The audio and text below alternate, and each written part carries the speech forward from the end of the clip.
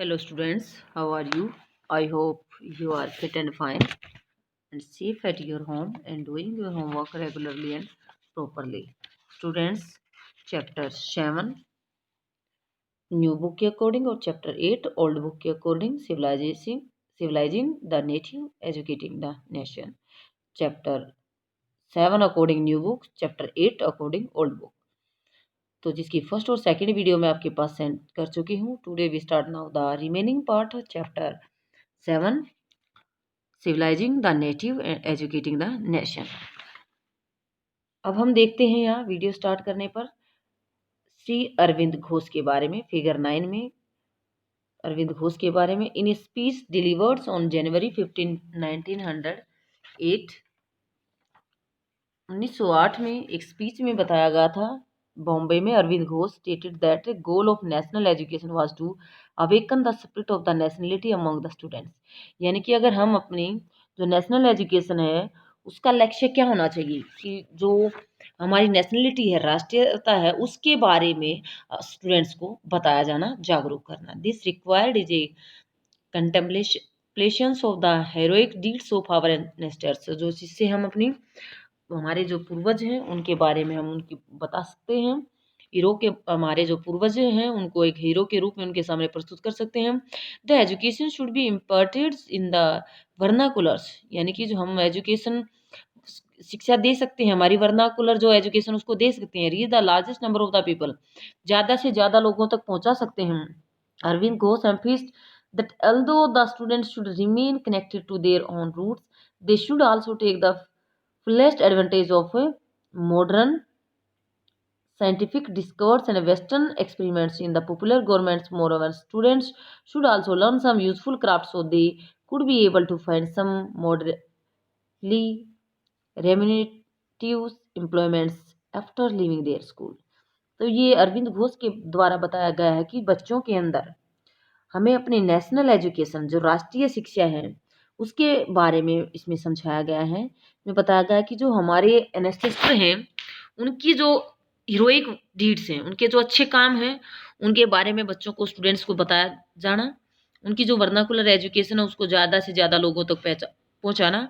अरविंद घोष के द्वारा बताया गया था कि यदि students connected to their own roots, अपनी जड़ों से जुड़े रहेंगे, जो जड़ें हैं हमारी, अपनी जो एजुकेशन है हमारी हमारी अपनी संस्कृति की, हमारे अपने नेशनल की, should also take the fullest advantage of modern scientific. तो वह उसका पूरा फायदा उठा सकते हैं कि आज की जो आधुनिक वैज्ञानिक डिस्कवरीज हैं या वेस्टर्न एक्सपेरिमेंट्स हैं और जो पॉपुलर गवर्नमेंट्स हैं, जो सरकारें हैं, उनके बारे में भी स्टूडेंट्स को सिखाया जा सकता है. यूजफुल क्राफ्ट्स को भी स्टूडेंट्स को सिखाया जा सकता है और उनको इस प्रकार एबल बनाया जा सके to find some मॉडरेटिव इवेनिमेटिव employment.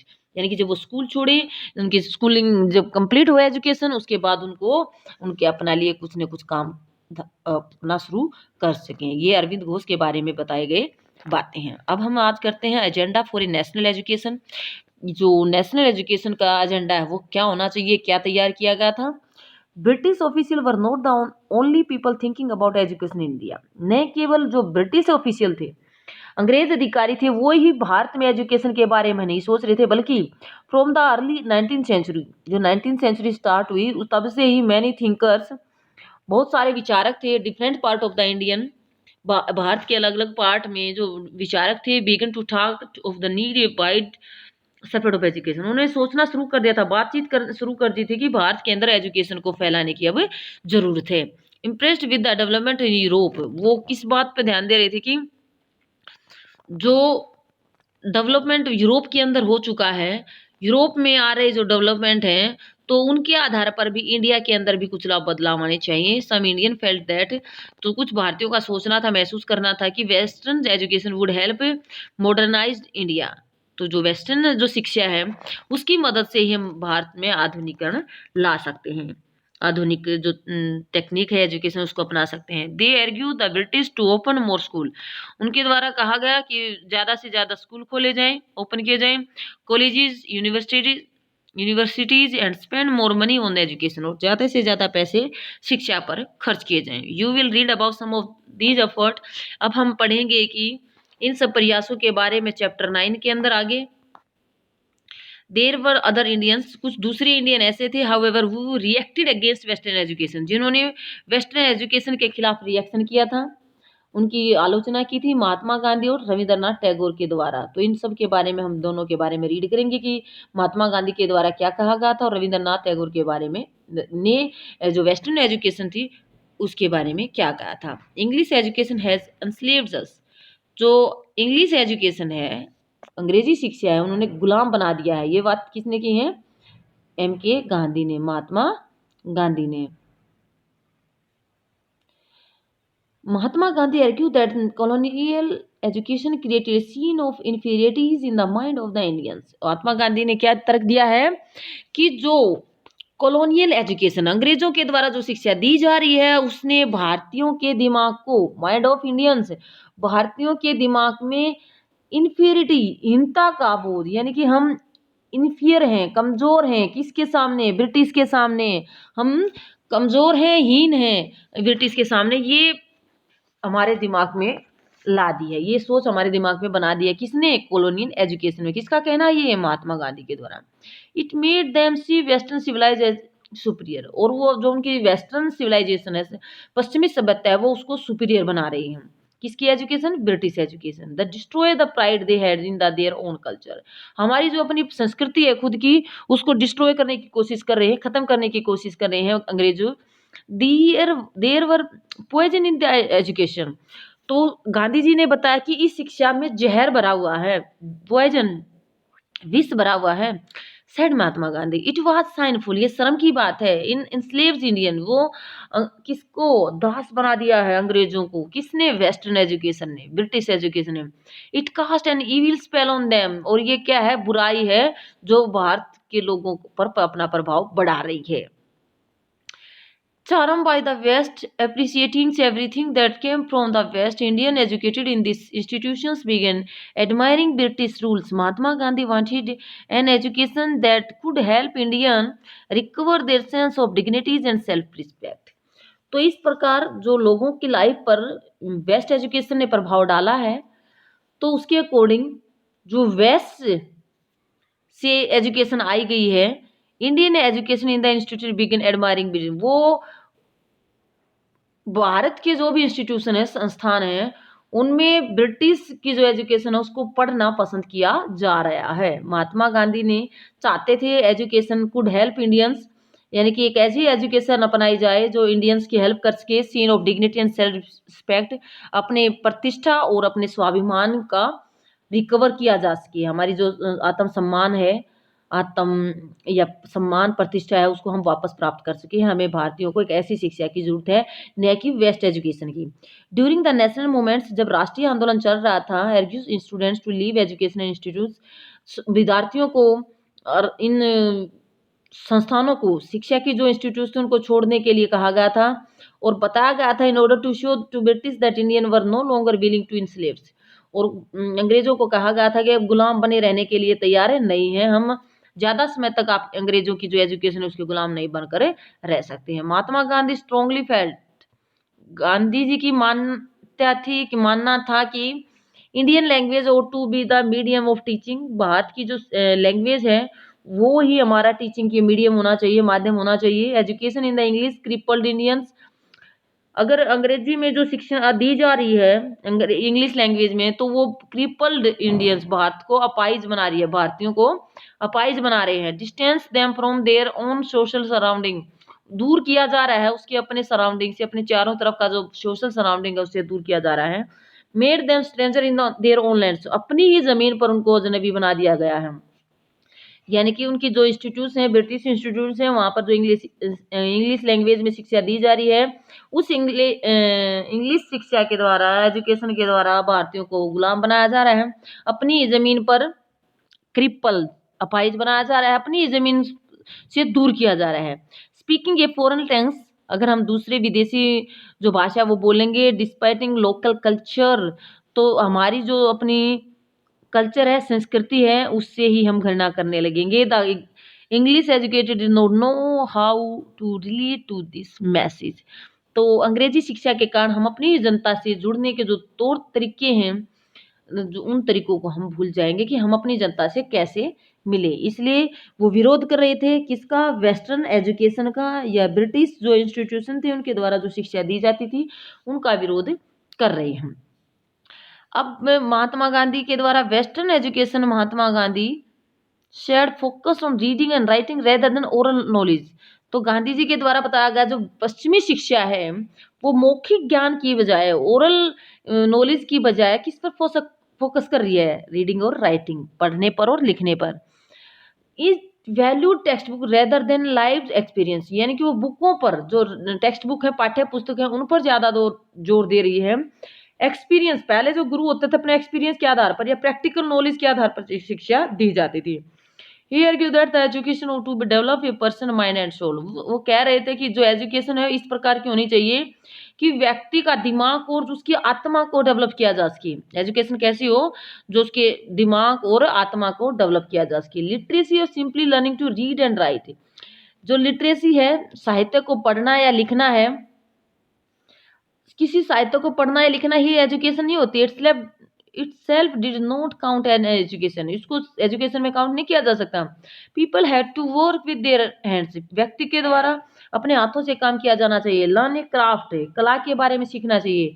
And know how different thing operated, और ये जानना चाहिए कि जो अलग अलग वस्तुएं हैं किस प्रकार से उनको ऑपरेट किया जाता है, चलाया जा सकता है। This would develop their mind and their capacity to understand. तो इस प्रकार हमें अपने हुनर को सीखने की और किस तरह से काम को करना है, इन दोनों को ही डेवलप करना है। अपने काम कैपेसिटी टू अंडरस्टैंडिंग, समझने की जो कैपेसिटी, एक क्षमता है, उसको बढ़ावा देना है। अब ये महात्मा गांधी जी यहाँ पर हैं, रविंद्रनाथ टैगोर जी यहाँ पर हैं।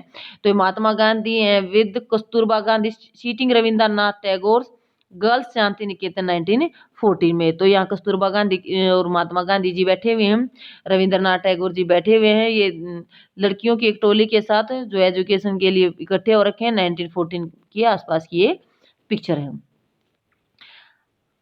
अब यहाँ दिखाई, यहाँ गांधी जी ने लिख रखा है खुद, literacy in itself not education, साहित्य को लिखना और एक क्या नहीं है, शिक्षा नहीं है, साक्षरता ही शिक्षा नहीं है। महात्मा गांधी ने लिखा, education I means, by education I means an all around drawing out of the best in child and man body mind spirits. Literacy is not the end of education, not even the beginning.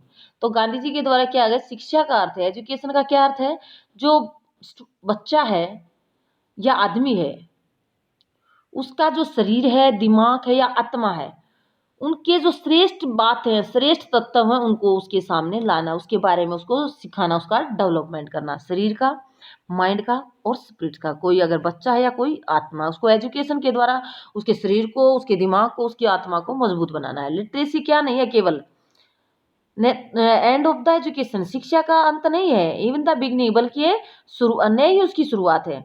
It is only one of the mean whereby man and woman can be educated, और यह तो केवल एक साधन है जिसके महिलाओं और जेंट्स और लेडीज को एजुकेशन दी जाती है। लिटरेसी क्या है, इटसेल्फ नॉट एजुकेशन, साक्षरता अपने आप में शिक्षा नहीं है। I would therefore begin the child education by the teaching is a useful handicrafts and the enablings is to produce from the moments is begin is training.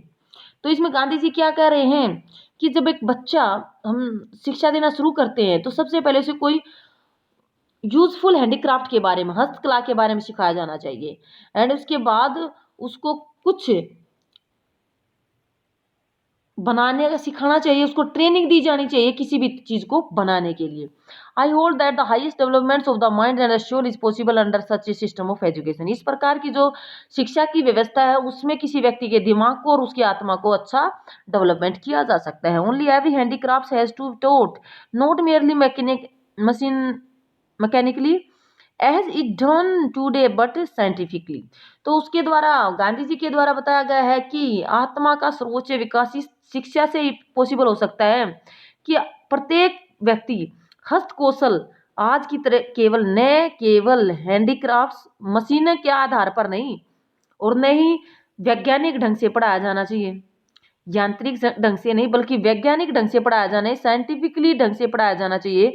Child should know the why and the wherefore the every process, और बच्चे को प्रत्येक प्रकार की जो process है वो क्यों है, किस लिए है, इस सब का पता होना चाहिए। गांधी जी के द्वारा लिखा गया है एजुकेशन की इम्पोर्टेंस के बारे में, कैसे एजुकेशन दी जानी चाहिए। ऐसे national list sentiment separate the other thinker also begin thinking system national education which would radically difference from setup bye the British. इस प्रकार एक राष्ट्रवाद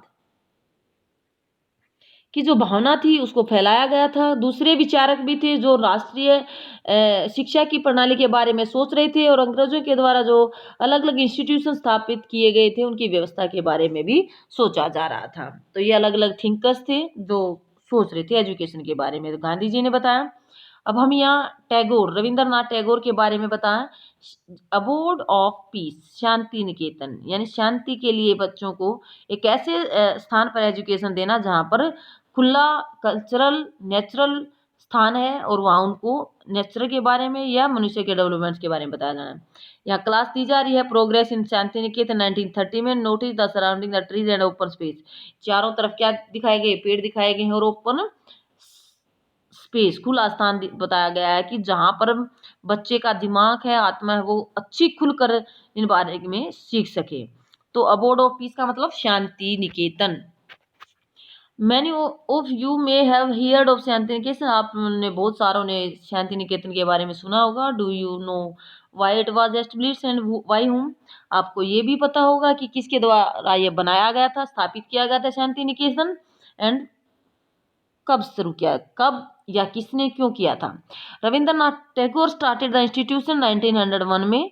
रविंद्रनाथ टैगोर के द्वारा इस संस्था को चलाया गया था, शांति निकेतन को, अबोर्ड ऑफ पीस को, 1901 में। As a child Tagore hated going to school, बचपन में जैसे बच्चे स्कूल जाने से चिढ़ते हैं ऐसे टैगोर जी भी स्कूल में जाना पसंद नहीं करते थे। He found it suffocating and oppressive, उसने देखा कि जहां वो जाता है पढ़ने उसका सफोकेशन होता है, दम घुटता है, और वहां की जो दबाव दिया जाता है, ऑपरेसिव दबाव देकर बच्चों को पढ़ाया जाता है। The school appeared like a prison, तो बच्चों को स्कूल कैसा दिखाई देता है, एक जेल की तरह दिखाई देता है। For he could never do what he felt like doing, तो वह इस प्रकार बच्चों को मन चाहे कभी नहीं कर पाते हैं, अपनी मन की मर्जी से कुछ नहीं कर पाते हैं जब दूसरे बच्चे टीचर की बात को सुन रहे होते हैं। Listen to the teachers Tagore mind would wander away, तो उसका दिमाग, टैगोर जी का जो दिमाग कहीं और ही भटक रहा होता है, तो ये वहां पर अच्छी तरह से जो टीचर थे उसकी बात को नहीं सुन सकता था, नहीं समझ पाता था। तो इस प्रकार वो ऑपरेसिव में सफोकेटिंग के माहौल को नहीं चाहता था, वो खुले माहौल को चाहता था। The experience of his school days in Calcutta, उसके अपने स्कूल की खुद का एक्सपीरियंस अनुभव था कलकत्ता के स्कूल के दिनों का। सेप्ट टैगोर आइडियाज ऑफ एजुकेशन, तो एजुकेशन के जो विचारों को प्रभावित किया था। ऑन ग्रोइंग अप, उनको बढ़ाना चाहते थे। He want to set up a school, वो एक स्कूल सेटअप करना चाहते थे। Where the child was happy, जहाँ बच्चे खुश रहें। Where she could be free, जो स्वतंत्र रूप से रहें, क्रिएटिव बने। Where she was able to explore her own thought and desire, वहां जाकर वो अपने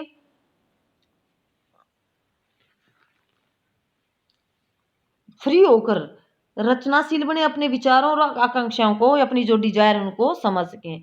टैगोर फेल्ट, टैगोर के द्वारा महसूस किया गया, the childhood ought to be a time of self learning, जो बचपन है वो खुद से सीखने का एक टाइम है, सेल्फ लर्निंग का टाइम है। Outside the rigids and restrain disciplines of the school system set up by the British, ने की अंग्रेजों के द्वारा जो इंस्टीट्यूशन बनाए गए हैं और वहाँ के जो रूल बनाए गए हैं, स्ट्रिक्ट रूल बनाए गए हैं, जो अनुशासन है वो बनाया गया है, उनका न होते हुए बच्चों को फ्री माइंडेड होना चाहिए। किसकी थिंकिंग थी?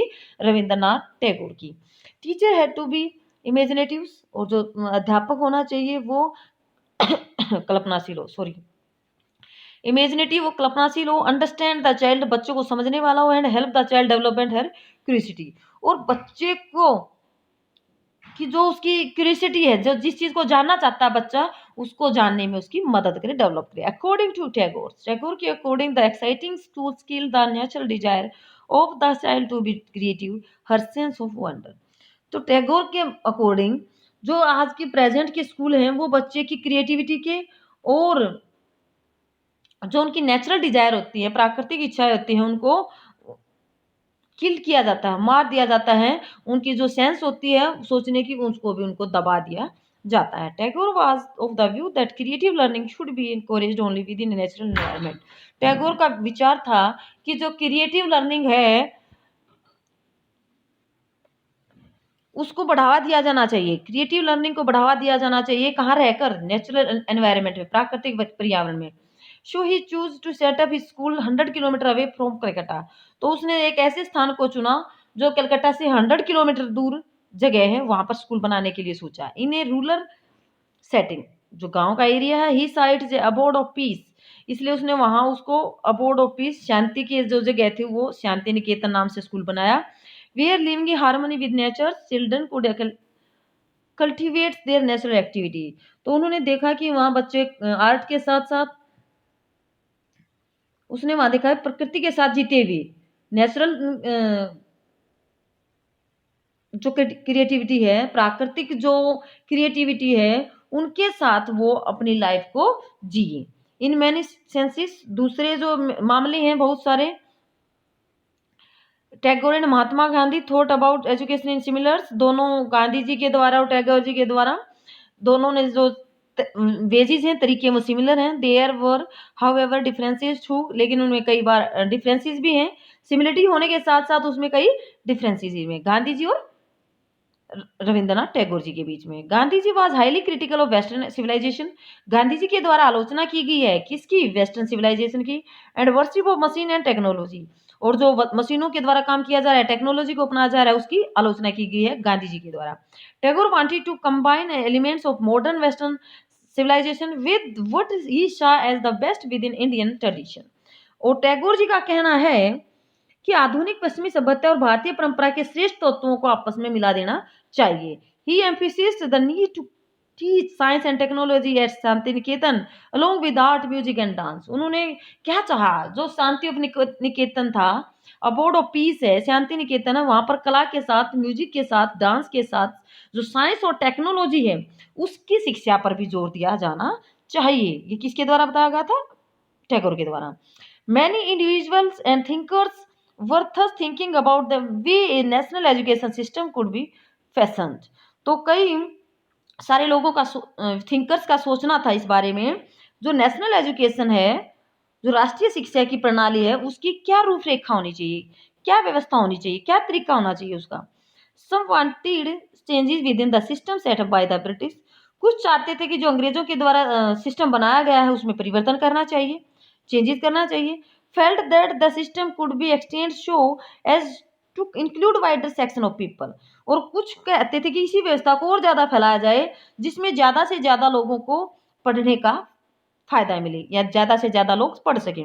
Other argue the alternative system be created show people were educated into culture that were truly national. तो इसके विपरीत बहुत सारे लोगों ने ये भी कहा कि जो दूसरा अल्टरनेटिव सिस्टम है, किसके अलावा कोई दूसरा विकल्प की व्यवस्था करनी चाहिए ताकि लोगों को सही अर्थों में अपनी जो नेशनल कल्चर है, राष्ट्रीय संस्कृति है, उसकी शिक्षा दी जा सके। ट्रूली नेशनल यानी कि सच्चे जो राष्ट्र की शिक्षा वो दी जा सके। Debates about what the national education, इससे नेशनल एजुकेशन पर आज तक भी डिबेट्स हो रहे हैं, आज तक भी इस पर डिबेट्स किए जा रहे हैं, कंटिन्यू टिल आफ्टर इंडिपेंडेंस। और ये चल रहे हैं हमारी आज़ादी के बाद भी, इस पर डिबेट्स होते आ रहे हैं। अब यह नीचे दिया गया एक पिक्चर दी गई है, ये स्कूल की पिक्चर है। Children playing in A missionary school in the Coimbatore. Coimbatore के एक स्कूल में यहाँ बच्चे खेल रहे हैं। अर्ली 20th सेंचुरीज, ये 12वीं सदी में बनाया गया था, से मिड 19th सेंचुरी, और लेकिन 19th सेंचुरी के मध्य तक school for girls were being set up by the Christian missionary Indian reform organisation. लड़कियों के लिए भी यहाँ स्कूल खोलने के लिए कुछ सुधारवादी संगठनों के द्वारा स्कूल खोले गए थे। तो इस प्रकार ये लेसन हमारा कंप्लीट। और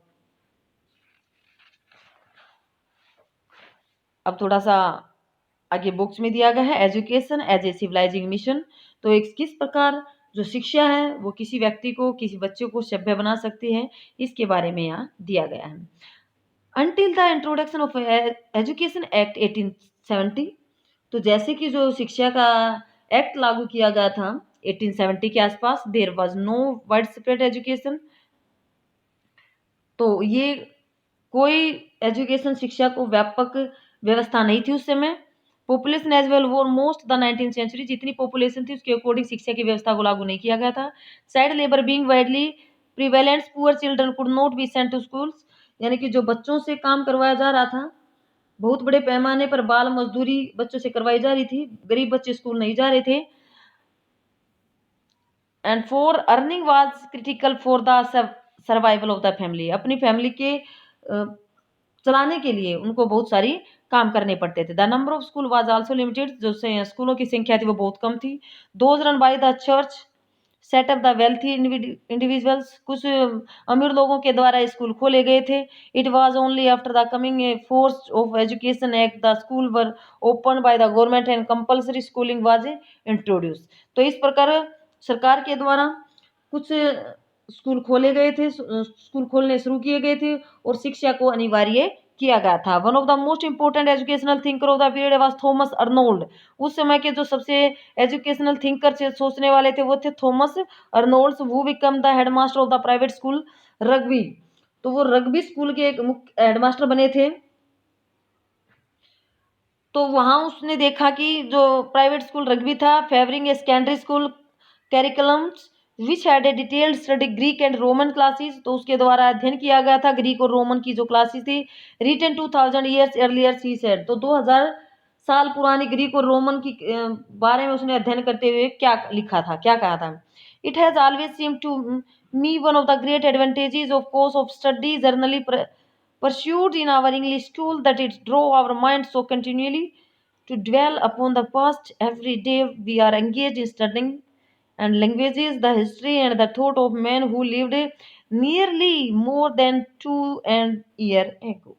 तो उसके द्वारा क्या बताया गया कि मुझे हमेशा ऐसा लगता है, कैसा, कि हमारे अंग्रेजी स्कूलों में जो स्टडी करवाई जाती है उसमें एक अंग्रेजी स्कूलों में जो कंटिन्यूअसली नियमित रूप से जो ध्यान दिया जाता है, सबसे अच्छी बात यह है कि उसमें दिमाग को लगातार अतीत के बारे में सोचने के लिए समझाया जाता है, कि जो हमारा आवर पास्ट है उसके बारे में, इतिहास के बारे में सोचने के लिए कहा जाता है। इतिहास और कुछ साल पहले या हजारों साल पहले के विचारों के बारे में पढ़ाया जाता है। Arnold felt that study of the classical disciplines the minds, Arnold का मानना था कि कुछ जो क्लासिकल डिसिप्लिन माइंड, दिमाग का जो अनुशासित होता है, शास्त्रीय कृतियों के अध्ययन से जो दिमाग का अनुशासन बना रहता है। इन फैक्ट वास्तव में most educator of the time believe that such discipline was necessary because young people were naturally savage and needed to be control. जो हमारी युवा जनरेशन होती है उनके दिमाग को कंट्रोल करने के लिए डिसिप्लिन का होना जरूरी है, उनको सभ्य बनाने के लिए नहीं, क्योंकि उनकी जो सोच होती है वो असभ्य हो सकती है, सिवेज हो सकती है। टू बिकम सिविलाइज्ड, उनको सभ्य बनाने के लिए adult them needed understand society nation of right and wrong, और एक सोसाइटी की जरूरत होती है जो बता सके कि वो कोई गलत काम कर रहा है, ठीक कर रहा है। गलत या सही के बारे में बताने के लिए भी उनको मालूम होना चाहिए। प्रॉपर और इम्प्रॉपर, उचित या उचित बिहेवियर के बारे में भी बताने वाला होना चाहिए। Education specially on one which discipline their mind was mean to guide them on this path. शिक्षा, एजुकेशन क्या है, खास तौर पर बच्चों के दिमाग को डिसिप्लिन करने वाली होनी चाहिए, उनका किसी एक मार्ग पर ले जाने वाली एजुकेशन होनी चाहिए। Can you suggest how such ideas might have influenced thinking about the education of the poor in England and the native in the colonies। तो इसमें क्या बताया गया है कि इस तरह के विचारों से इंग्लैंड के जो गरीब हैं या जो नेटिव्स हैं, कॉलोनीज जिन पर अंग्रेजों का अधिकार था, उन एरिया के जो नेटिव्स हैं उनकी शिक्षा को इन विचारों के द्वारा या इस सोच के द्वारा प्रभावित किया जा सकता था। तो ये एक जो थॉमस अर्नोल्ड थे उसके द्वारा दिया गया विचार था, किस बच्चों को किस प्रकार कंट्रोल किया जाना चाहिए, किस प्रकार अनुशासन में रखना जाना चाहिए। तो वीडियो को आपके द्वारा ध्यान से सुना जाना चाहिए, ऐसी मेरी उम्मीद है। और थैंक यू स्टूडेंट्स। ओके।